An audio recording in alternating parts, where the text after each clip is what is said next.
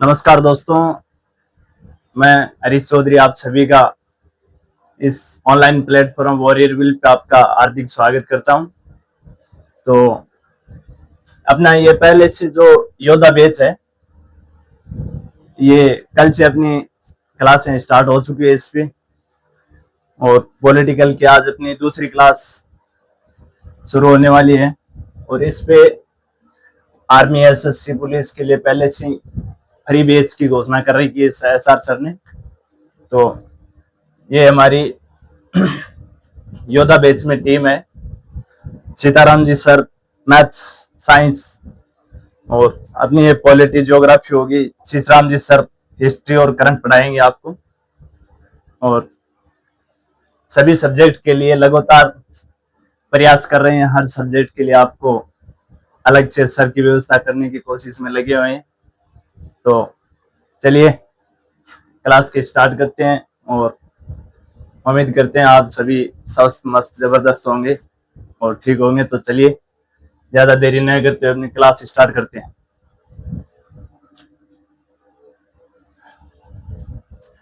आज का अपना टॉपिक है भारतीय संविधान सभा, जो दुनिया के सबसे बड़े लोकतंत्र की एक ऐतिहासिक रूपरेखा है।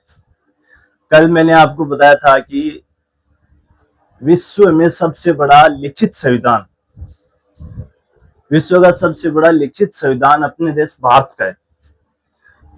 तो ये दुनिया में सबसे बड़े लोकतंत्र के एक ऐतिहासिक रूपरेखा के रूप में देखा जाता है इसको। तो आज का हमारा सेशन है ये कैबिनेट मिशन 1946 से 1950 तक का रहेगा। और कल हमने देखा था ये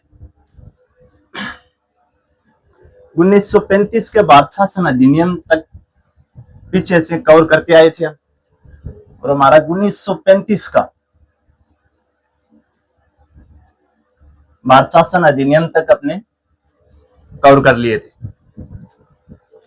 आज 1935 से लेकर के 1950 तक का सफर, संविधान सभा का गठन करेंगे, कहां से कितने लोगों को निर्वाचन किया गया, किनको कहां से निर्वाचित किया गया, उनसे संबंधित। तो चलिए 1935 में पहले दो तीन चीज मैं आपको बता रहा हूं, वो नोट कर लेना। 1935 के बाद शासन अधिनियम में एक तो पहले ये लिखो, 1937 में एक संघीय न्यायालय की स्थापना की गई। संघीय न्यायालय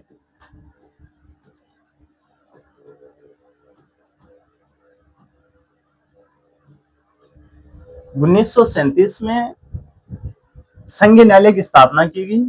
और अधिनियम पूछे तो 1935 के अधिनियम के तहत संघीय न्यायालय की स्थापना की। इसके मुख्य न्यायाधीश थे मोरिस गवेर। मोरिस गवेर ये अभी 2025 में एसएससी सीपीओ का क्वेश्चन हुआ, सीपीओ का पेपर हुआ था, उसमें पूछा गया क्वेश्चन है।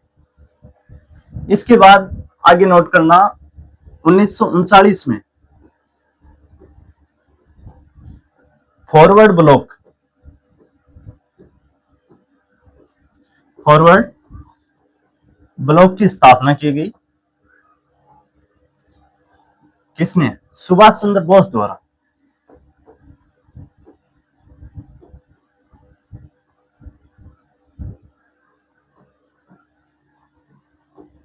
सुभाष चंद्र बोस द्वारा फॉरवर्ड ब्लॉक की स्थापना की गई। इसके बाद 1942 में 1942 में महात्मा गांधी जी द्वारा असहयोग आंदोलन की शुरुआत, भारत छोड़ो आंदोलन की शुरुआत की गई थी। 1942 में 8 अगस्त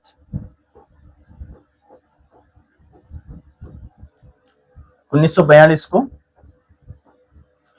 भारत छोड़ो आंदोलन,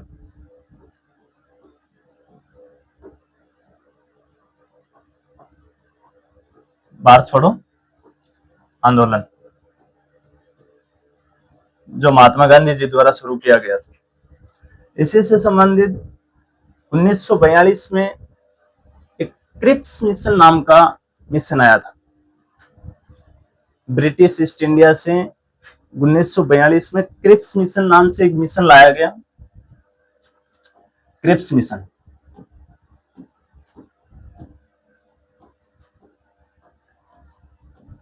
यह क्रिप्स मिशन क्या था? यह आया था भारतीयों को अपनी खुद की संविधान सभा बनाना, संविधान सभा के लिए कहां से कौन कौन सी चीजें इकट्ठी करनी है और तमाम बातों को लेकर के क्रिप्स मिशन ब्रिटेन से ये एक मिशन बना के भेजा गया। बट क्रिप्स मिशन को कांग्रेस के लोगों ने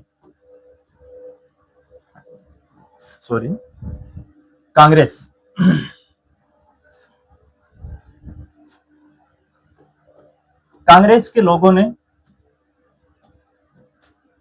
प्लस एक अपने यहां संगठन मुस्लिम लीग के नाम से चलता था, मुस्लिम लीग,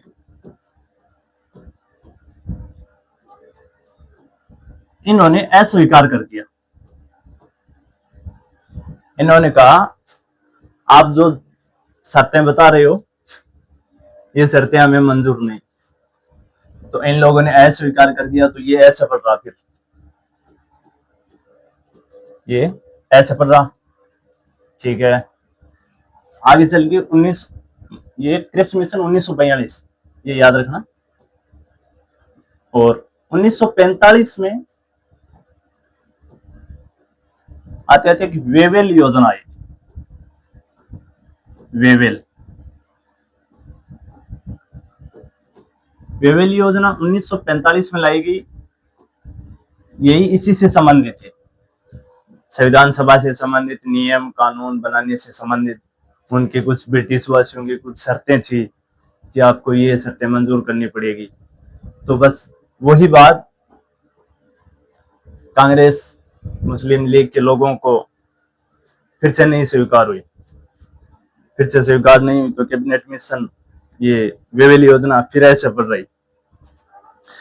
और फिर आगे चल के 24 मार्च 1946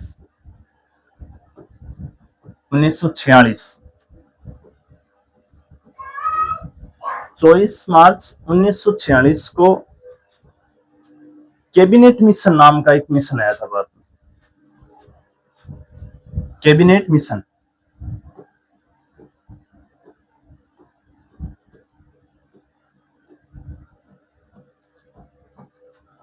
और ये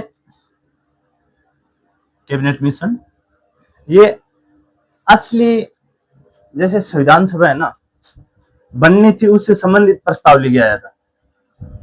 यहां जाकर के मुस्लिम लीग कांग्रेस वालों को कुछ हद तक चीजें इनको ये लोग सहमत हो गए कि हाँ ये चीजें हमें मंजूर है, यहां तक स्वीकार है। कुछ हद तक ये लोग सहमत हो गए।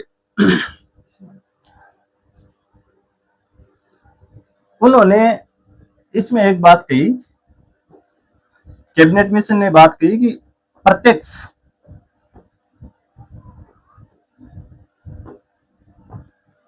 चुनाव प्रणाली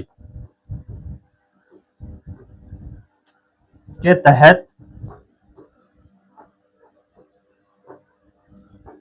चुनाव करवा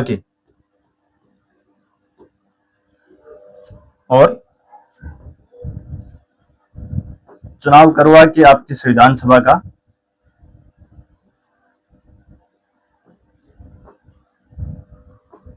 का गठन किया जाएगा।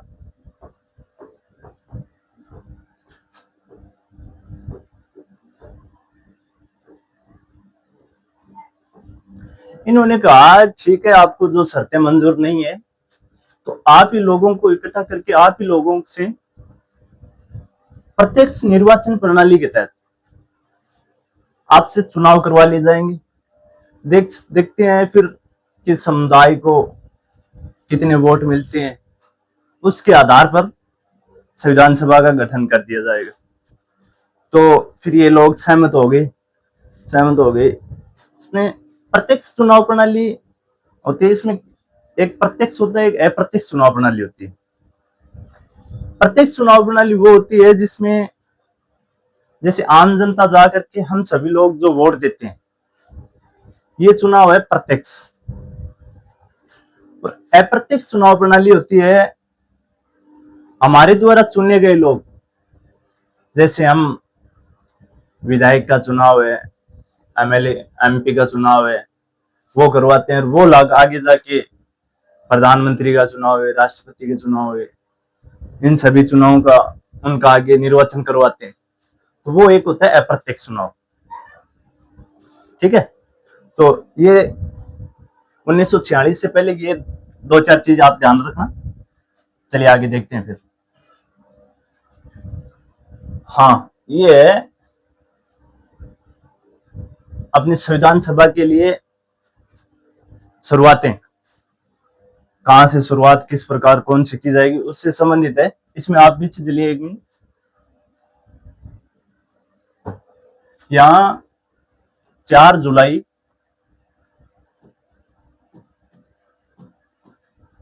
1946 को 4 जुलाई 1946 को ब्रिटिश शासन में एक प्रस्ताव प्रस्तुत किया गया कि भारतीयों को संविधान सभा के लिए अलग से संविधान सभा बनानी है। उससे संबंधित संविधान सभा से तमाम चीजें उस प्रस्ताव में रखी गई।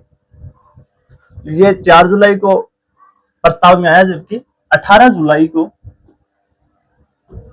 जुलाई 1946 को इनको पारित कर दिया गया।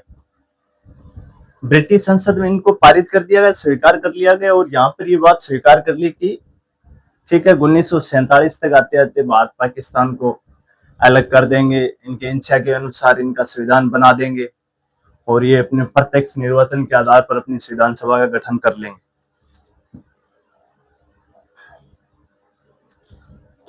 ठीक है, अब ये बात स्वीकार होगी। अब इसमें एक फंदा फंस गया। इसने ये पारित तो कर दिया, पर ये घोषणा कौन करे कि भारत और पाकिस्तान को अलग कर दिया जाएगा। लोगों में सहमति बैठ गई, ठीक है संविधान सभा बना देना, प्रत्यक्ष चुनाव पे बना देना। पर यह घोषणा किसके द्वारा की जाए कि पाकिस्तान को अलग करेंगे, भारत को अलग करेंगे, ये कोई एक आदमी तो खड़ा होकर कह नहीं सकता। तो उसके लिए 1947 में एक योजना आई थी, माउंटबेटन योजना, जो भारत में इस टाइम पीरियड के समय वाइसराय थे,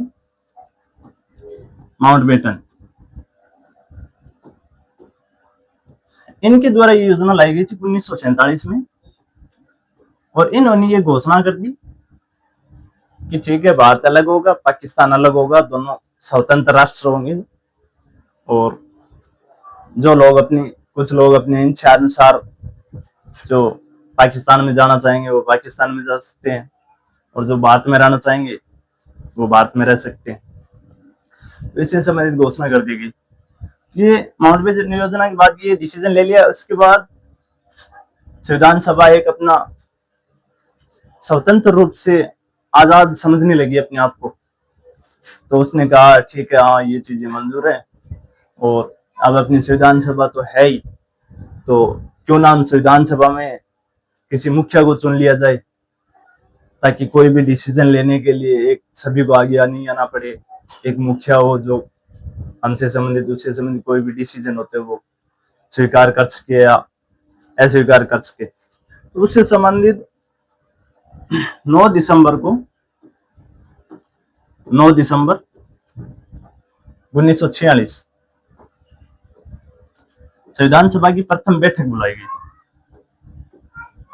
संविधान सभा की प्रथम बैठक 9 दिसंबर 1946 को दिल्ली के पुस्तकालय भवन के अंदर एक बड़ी मीटिंग रखी गई और उनको संविधान सभा की प्रथम बैठक के रूप में स्वीकार किया।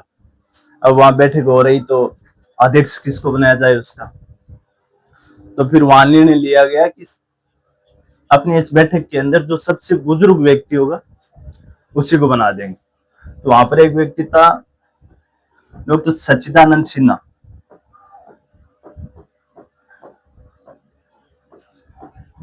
सच्चिदानंद सिन्हा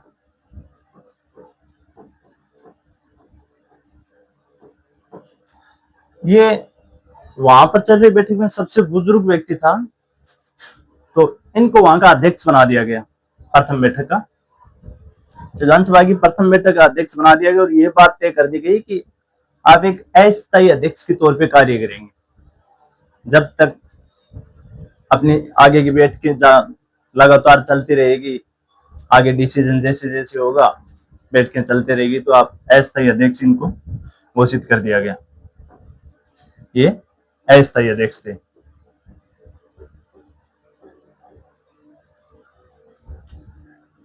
इसके बाद 2 दिन छोड़ के 9 दिसंबर के बाद 11 दिसंबर को दूसरी बैठक हुई। 11 दिसंबर को 1946 को दूसरी बैठक हुई। इसमें डॉक्टर राजेंद्र प्रसाद को अध्यक्ष बनाया गया और इनको स्थायी अध्यक्ष घोषित कर दिया गया। पहली बैठक में सच्चिदानंद सिन्हा थे, उनको वो एक अस्थायी अध्यक्ष थे और दूसरी बैठक में डॉक्टर राजेंद्र प्रसाद को स्थायी अध्यक्ष घोषित कर दिया गया। इससे अगले 2 दिन बाद 13 दिसंबर को तीसरी संविधान सभा की बैठक हुई। 13 दिसंबर 1946 को। इसमें एक क्वेश्चन बहुत पूछा जाता है, ये याद रखना, जवाहरलाल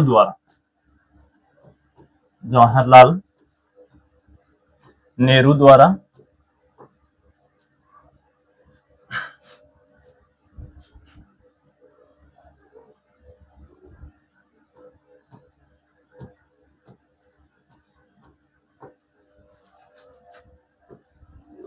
उद्देश्य प्रस्ताव किस बैठक में प्रस्तुत किए गए थे? बहुत ज्यादा पूछे जाने वाला सवाल है ये। उद्देश्य प्रस्ताव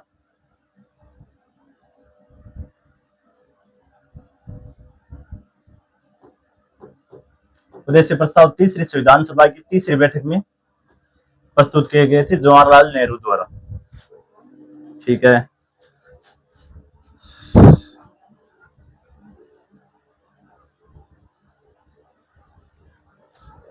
चलिए आगे चलते हैं।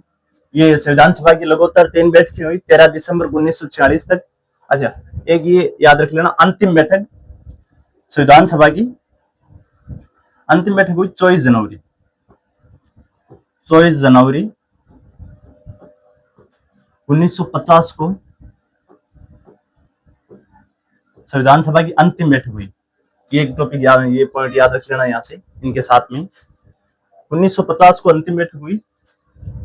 चलिए अब देखते हैं।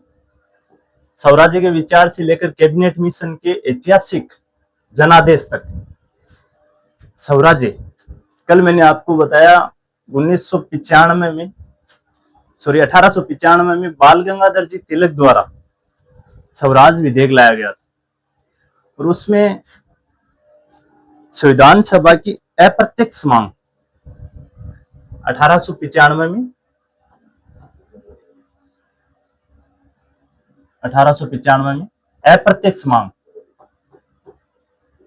अप्रत्यक्ष मांग की गई। आगे देखिए तो 1924 के अंदर एक स्वराज पार्टी ने प्रत्यक्ष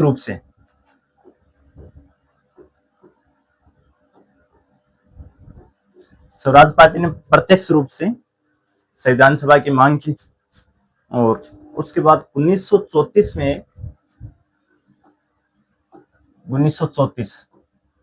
1934 में औपचारिक रूप से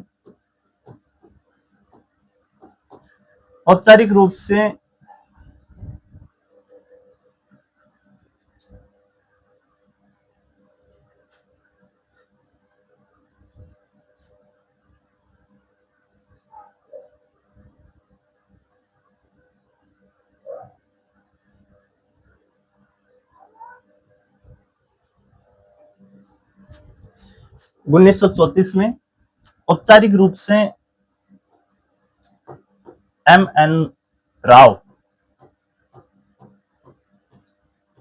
एन राय द्वारा औपचारिक रूप से 1934 में संविधान सभा की मांग की गई। ये याद रखना यहां से। तो ये 1924 में संविधान सभा के लिए सर्वप्रथम स्वराज पार्टी ने 1924 में मांग की और स्वराज पार्टी के अध्यक्ष मोतीलाल नेहरू द्वारा 1924 में की गई। इससे संबंधित जुलाई 1946 में आधिकारिक जनादेश जारी कर दिया गया कि भारतीयों के लिए अलग से संविधान सभा कर दी जाएगी उनके आदेशानुसार, इनसे अनुसार जो भी। कैबिनेट मिशन की सहस्तुतियों के आधार पर संविधान सभा का गठन किया गया। इसमें कैबिनेट मिशन 1946 में 3 सदस्य थे।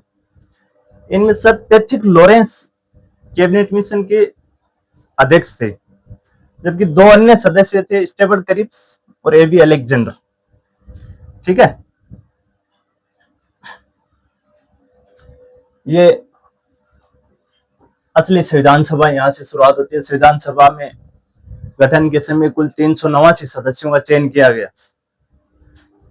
प्रत्येक चुनाव के आधार पर संविधान सभा का गठन करना था, तो 389 सदस्यों को नामित किया गया और उन 389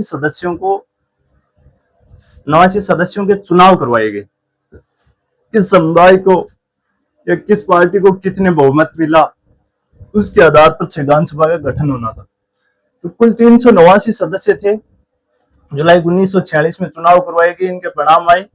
389 में से 93 प्रतिनिधि देशी रियासतों से, 292 सदस्य ब्रिटिश प्रांत से और 4 चीफ कमिश्नर क्षेत्र। 4 चीफ कमिश्नर क्षेत्र होते थे, उनमें दिल्ली, अजमेर, मेरवाड़ा, कुर्ग और एक बलूचिस्तान। ये 4 चीफ कमिश्नर क्षेत्र थे।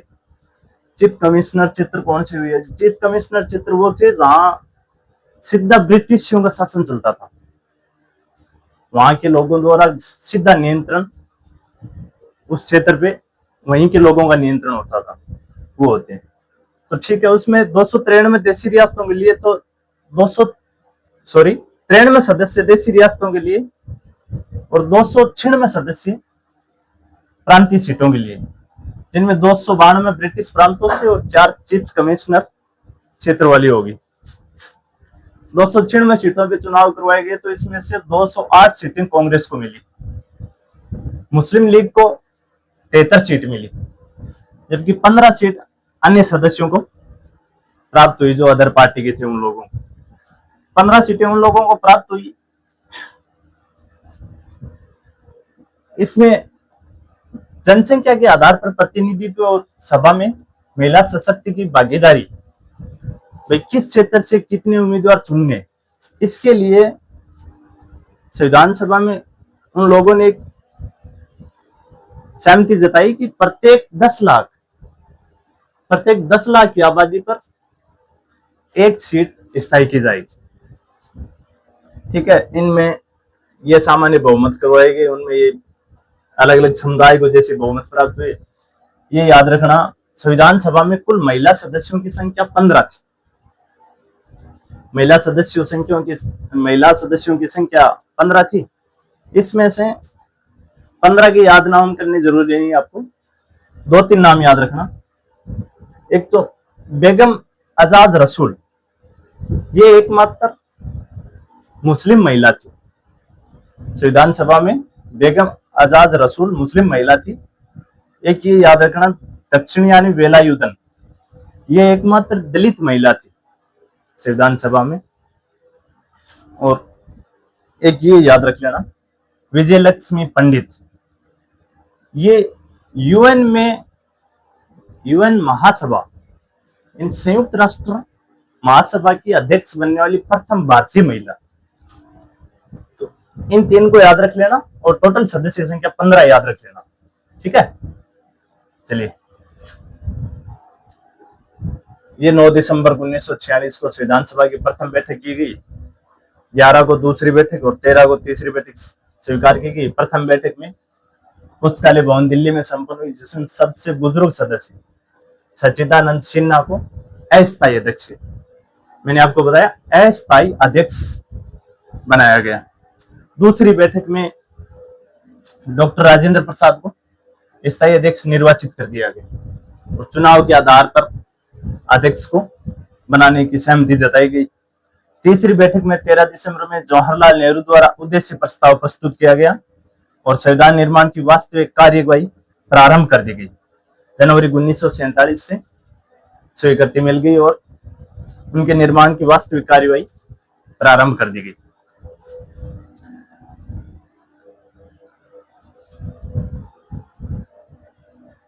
संविधान सभा की वास्तविक कार्यवाही प्रारंभ हुई तो इसमें संविधान सभा में कुछ समितियां की गई, जिसमें टोटल 22 समितियां हुई।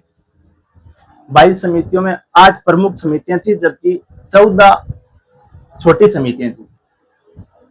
इन 8 समितियों में एक थी संचालन समिति, राष्ट्र ध्वज संबंधी तदरप समिति। इनके अध्यक्ष डॉक्टर राजेंद्र प्रसाद थे।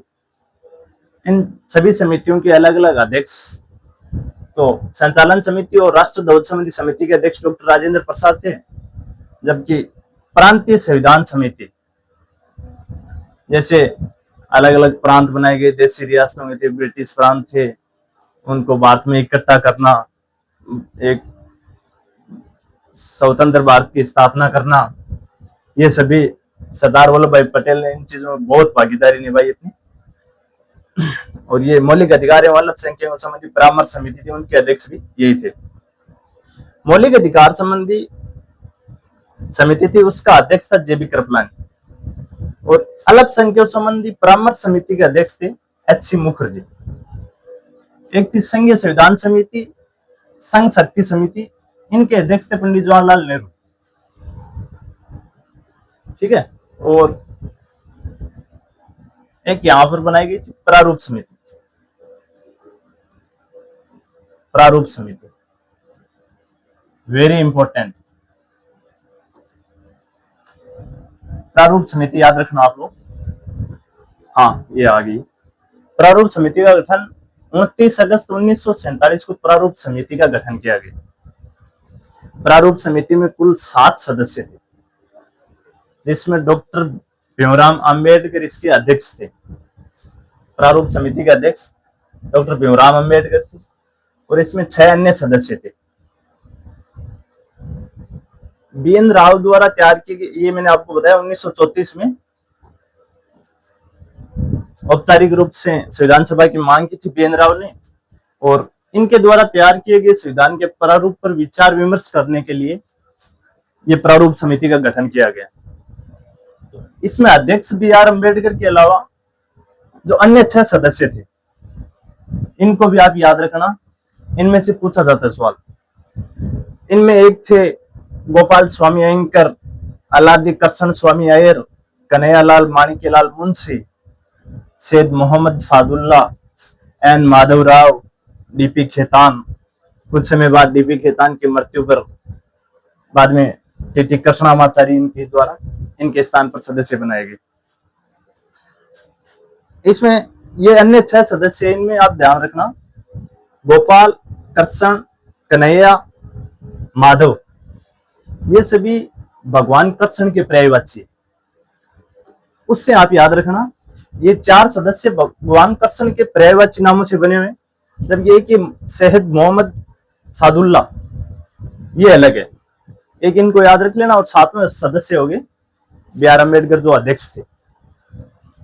चलिए, डॉक्टर अम्बेडकर का पहली बार निर्वाचन बंगाल में, संविधान सभा का गठन होते ही इनका पहली बार निर्वाचन किया गया था बंगाल से, और दूसरी बार इनका निर्वाचन किया गया था बंबई से, जिनको पहले बॉम्बे बोला जाता था, वहां से इनका दूसरी बार निर्वाचन किया गया। 389 सदस्य संख्या फिक्स की गई 1947 में जब संविधान सभा में, तो उनमें से ये कोई ज्यादा इंपॉर्टेंट नहीं है, 299 सदस्य थे जो 31 दिसंबर 1947 को अंतिम स्थिति में वहां थे। उनमें से 229 सदस्य प्रांतीय सदस्य थे, 70 सदस्य देशी रियासतों के सदस्य थे। और कैबिनेट मिशन के तहत ये सदस्य संख्या मैंने आपको पहले बता दी, स्थायी की गई थी इसमें से। अच्छा, ये था सत्ता हस्तांतरण। 1946 में अंतरिम मंत्रिमंडल, ये ब्रिटिश शासन के तहत बनाया गया एक मंत्रिमंडल था। और जैसे 1947 में हम आजाद हुए तो हमने अपना एक स्वतंत्र मंत्रिमंडल अलग से बनाया। उन लोगों के द्वारा अलग अलग विभाग के अलग अलग अध्यक्ष थे, और अपने द्वारा बनाए गए मंत्रिमंडल में अलग विभाग के लिए अलग अलग सदस्य या अध्यक्ष नियुक्त किए गए। इसमें ये उन लोगों द्वारा बनाए गए मंत्रिमंडल थी। इनको आप एक दो याद रखना। ये रक्षा मंत्री बनाए गए थे बलदेव सिंह, जो ब्रिटिश शासन के प्रभाव में बनाया गया मंत्रिमंडल था। उनमें एक दो चीज याद रखना। और स्वतंत्र भारत का मंत्रिमंडल बनाया गया, इसमें ये इंपॉर्टेंट है, यहां से याद रखना। विधि अधिकारी यानी कानून मंत्री B.R. अम्बेडकर को बनाया गया। वित्त फाइनेंस मंत्री R.K. षणमुखम शेट्टी को बनाया गया। गृह एवं सूचना सरदार वल्लभ भाई पटेल को रियासतों के मामलों में जुड़े हुए सभी मामलों में संबंधित सरदार वल्लभ भाई पटेल को गृह एवं सूचना विभाग का अध्यक्ष बनाया गया। रक्षा विभाग का अध्यक्ष बनाया गया बलदेव सिंह। और शिक्षा से संबंधित अब्दुल कलाम आजाद। और श्रम से संबंधित जगजीवन राम थे, और इन्हीं को स्वतंत्र भारत में वही स्थान इनको ही दे दिया गया वापिस। तो स्वास्थ्य मंत्री थे ये गजानतर अली खान, उनके स्थान पर राजकुमारी अमृत कौर को बना दिया गया। ये 5 जुलाई 1947 को सरदार पटेल की अध्यक्षता में रियासती विभाग बना। उसका सचिव था VP मेनन। और 26 अक्टूबर 1946 को मुस्लिम लीग ने अंतरिम सरकार में शामिल हो गई थी। संविधान सभा के समय एक अंतरिम सरकार बनाई हुई गई थी, जो संविधान सभा के बारे में किस प्रकार संविधान सभा को कहां पर कितनी सभा करनी है, बैठक बिठानी है, संविधान सभा का आगे से आगे किस प्रकार उसमें सुधार करने, उससे संबंधित अंतरिम सरकार बनाई गई। उसमें 26 अक्टूबर 1946 को मुस्लिम लीग अंतरिम सरकार में शामिल हो गई थी।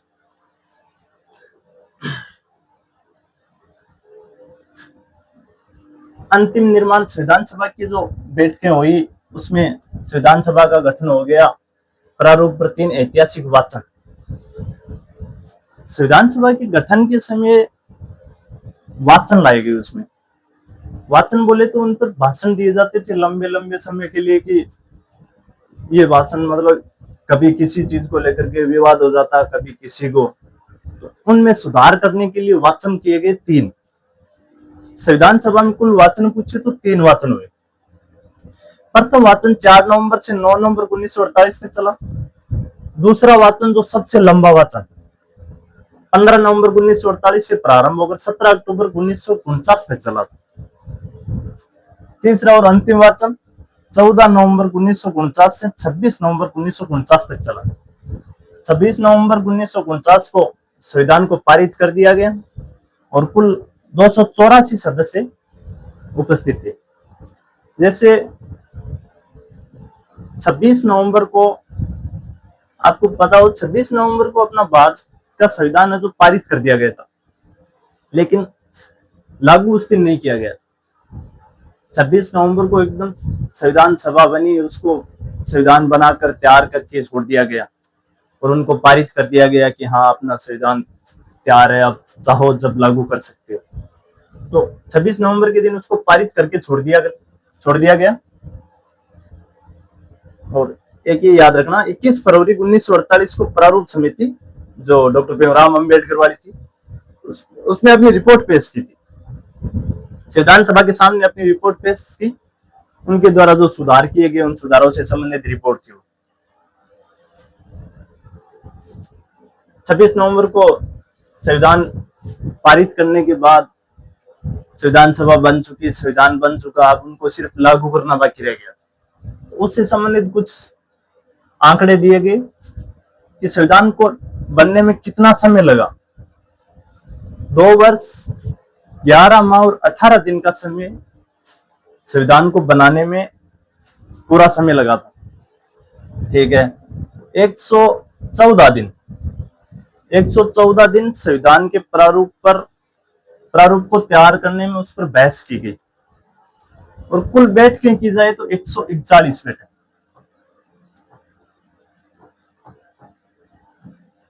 141 बैठकें हुई लगातार। 9 दिसंबर से संविधान सभा की प्रथम बैठक से उससे लेकर के 24 जनवरी 1950 को संविधान सभा की अंतिम बैठक थी, वहां तक 141 बैठकें की गई।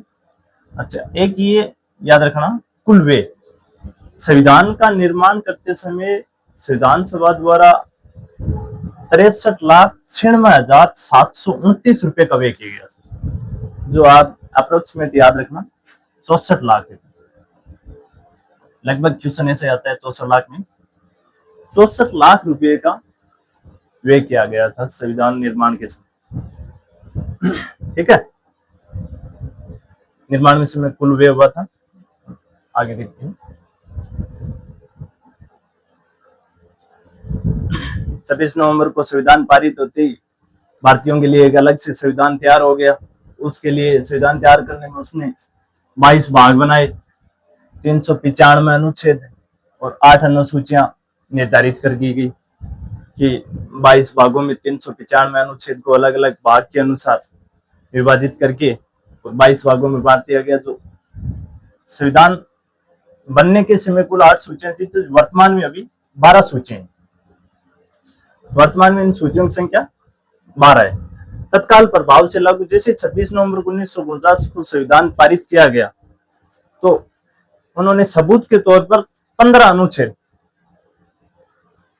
अनुच्छेद को उसी दिन 26 नवंबर को ही पारित कर दिए गए, और बाकी उन्होंने देखा पीछे बचे 380 अनुच्छेद है, जो अलग अलग जिस हिसाब से उनके आगे चलते चलते वो लागू करने वाले थे, उसमें से 15 को उसी दिन लागू कर दिया गया, और 6 अनुच्छेद 26 जनवरी 1950 के दिन लागू कर दिए गए।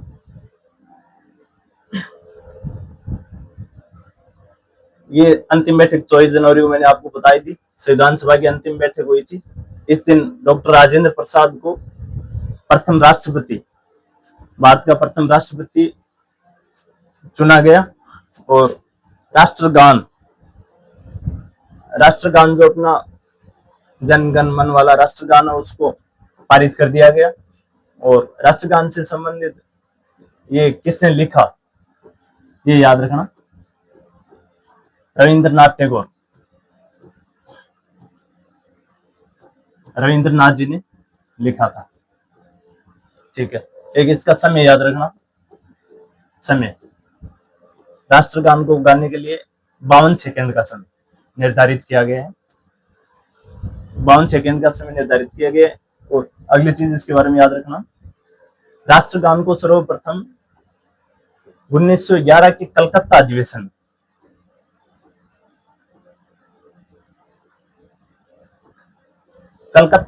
में गाया गया था 1911, और इसी दिन राष्ट्रगान के साथ साथ में राष्ट्रगीत को भी पारित किया गया था। इसको किसने लिखा? राष्ट्रगीत को लिखा बंकिम चंद्र चटर्जी। बंकिम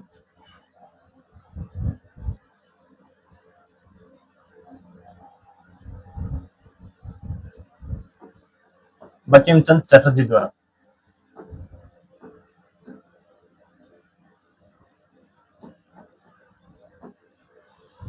इसको राष्ट्रगीत को गाने के लिए 65 सेकंड का समय निर्धारित किया गया। ये बहुत कम पूछा जाता है, लेकिन ध्यान रखना आप 65 सेकंड का समय, और राष्ट्रगीत ये गान के लिए 52 सेकंड का समय। एक इसमें राष्ट्रगीत में याद रखना, राष्ट्रगीत को सर्वप्रथम 1896 में कलकत्ता अधिवेशन हुआ, उसमें सर्वप्रथम राष्ट्रगीत को गाया गया था, और राष्ट्रगान को 1911 में कलकत्ता अधिवेशन में गाया गया था। 22 जुलाई 1947 को राष्ट्रीय ध्वज तिरंगा को अपनाया गया, और मई 1939 में राष्ट्रमंडल कॉमनवेल्थ सदस्यों में, राष्ट्रमंडल देश कुछ देश होते हैं जिनको मिलाकर के एक स्थायी संगठन या ग्रुप बनाया गया, उन देशों को सम्मिलित रूप से राष्ट्रमंडल देश कहा गया, और उनमें भारत को शामिल किया गया था। मई 1949 में राष्ट्रमंडल के देशों में सदस्य नियुक्त किया गया था भारत को। चलिए आगे देखते हैं। संक्रमण 26 जनवरी 1950 से 1951-52 तक के आम चुनावों के बाद नई संसद बनने तक इस सभा ने भारत की अंतरिम संसद के रूप में कार्य किया, जो संविधान सभा बनकर तैयार की गई। जब तक 1951-52 में नई संसद भवन का गठन नहीं किया जाएगा, तब तक संविधान सभा द्वारा संसद से संबंधित सभी कार्य संविधान सभा के द्वारा किए जाएंगे। चलिए आगे देखते हैं। तो आज की क्लास यहीं तक। आप इसमें 2-3 चीज और ऐड करना।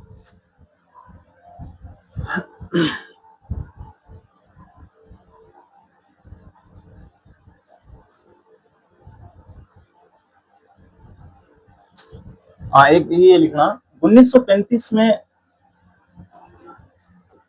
जो शक्तियां थी उनको 3 सूचियों में बांट दिया गया था, अलग अलग 3 सूची में विभाजित कर दिया गया। संघ सूची, राज्य सूची, और तीसरी थी समवर्ती सूची।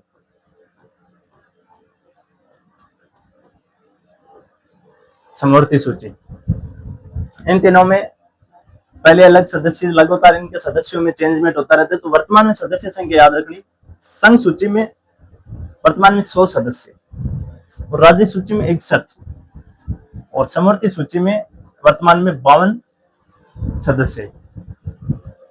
इन तीनों में क्या फर्क है? संघ सूची, संघ सूची एक सम्मिलित सूची होती है जिसपे नियम या कानून बनाने का अधिकार केंद्र को होता है। जैसे केंद्र सरकार में भारत में प्रधानमंत्री है, राष्ट्रपति है, उसी प्रकार अलग अलग राज्यों में मुख्यमंत्री होते हैं, राज्यपाल होते हैं। तो संघ सूची पूरे केंद्र में नियंत्रण पे, केंद्र का नियंत्रण रहता है, जबकि राज्य सूची पर ये एक राज्य के अंडर में आती है, राज्य सरकार का नियंत्रण रहता है राज्य सूची में, जिस पर नियम कानून बनाने की शक्ति मुख्यमंत्री, राज्यपाल इनको होती है। और समवर्ती सूची वो होती है जिसमें केंद्र सरकार भी कानून बना सकती है और राज्य सरकार भी कानून बना सकती है। कुछ मामले ऐसे होते हैं जो सहमति से जताए जाते हैं केंद्र सरकार और राज्य सरकार द्वारा, तो उन मामलों को समवर्ती सूची में रखा जाता है। ठीक है, तो चलिए कल से अपने अगली क्लास में 1950 के बाद स्वतंत्र भारत को पढ़ेंगे। संविधान सभा का गठन आज अपने कर ही दिए, तो कल से नए राष्ट्रपति, नए संविधान के बारे में आगे से चलते रहेंगे। तो आज की क्लास को यही समाप्त करते हैं। नमस्कार, जय हिंद।